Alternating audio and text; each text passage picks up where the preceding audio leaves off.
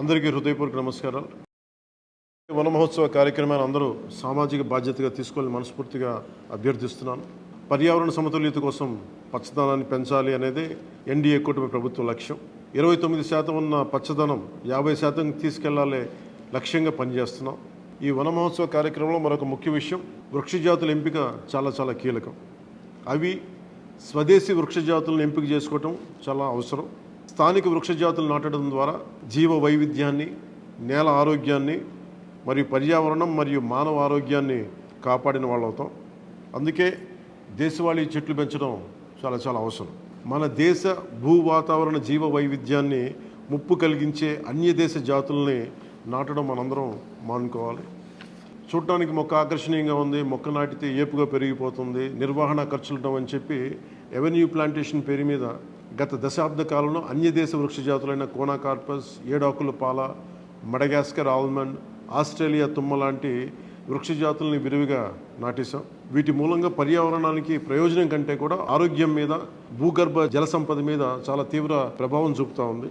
అందరూ ఆ ప్రాంత జీవ వైవిధ్యాన్ని పెంపొందించే స్వదేశీ జాతులను మాత్రమే నాటాలి అనేది ఏ దేశపు వృక్ష శాస్త్రజ్ఞుల్ని అడిగినా చెప్పే మాట ఇది.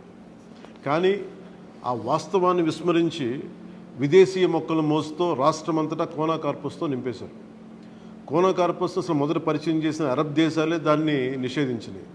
ఎందుకంటే దాని దుష్ప్రభావాలను గుర్తించిన వెంటనే నిషేధించారు, తీసేశారు. మన దేశంలో తెలంగాణ, గుజరాత్, కర్ణాటక, అస్సాం ప్రభుత్వాలు కూడా వీటిని నిషేధించినాయి. ఈ కోనాకార్పస్ లాంటి విదేశీ వృక్ష జాతుల మూలంగా జరిగే అనర్థాలు చాలా ఉన్నాయి. అవి ముఖ్యంగా మన భూగర్భ జల సంపదను హరించి వేస్తాయి, శ్వాస సంబంధ ఆరోగ్య సమస్యలకి కారణమవుతున్నాయి. కోనాకార్పస్ ఎలాంటి వృక్ష జాతి అంటే పశువులు తినవు, పక్షులు గూడు పెట్టవు, కనీసం పక్షులు కూడా వాలవు. చెట్టుని చేమని ఆధారంగా చేసుకుని బతికే క్రిమికీటకాలు కూడా ఈ చెట్లు జోలికి రావు.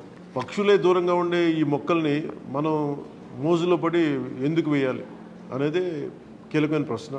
అందుకే ప్రతి సంవత్సరం జూన్, జూలైతో మొదలై నవంబర్లోని కార్తీక సమారాధన వరకు కొనసాగే ఈ వన మహోత్సవ కార్యక్రమంలో మన స్వదేశీ జాతులైన జీవ ఇంధనంగా ఉపయోగపడే కానుగ, వేప, చింత, ఉసిరి, శ్రీగంధం, ఎర్రచందనం, రావి, మర్రి, రేల, దిరిసెన, సీత, అశోక, మారేడు, నేరేడు, దేవకాంచనం, తెల్లమద్ది, మామిడి, కదంబం, జమ్మి, వెలగ, సీతాఫలం ఇలాంటి ఇంకా ఎన్నో మన జాతుల మొక్కల్ని నాటాలని అందరినీ అభ్యర్థిస్తున్నాం, కోరుకుంటున్నాం.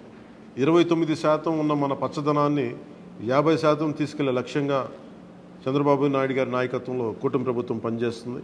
అందరం కలిసి పచ్చదనాన్ని పెంచుకుందాం, పర్యావరణాన్ని కాపాడుకుందామని తెలియజేసుకుంటూ జై హింద్.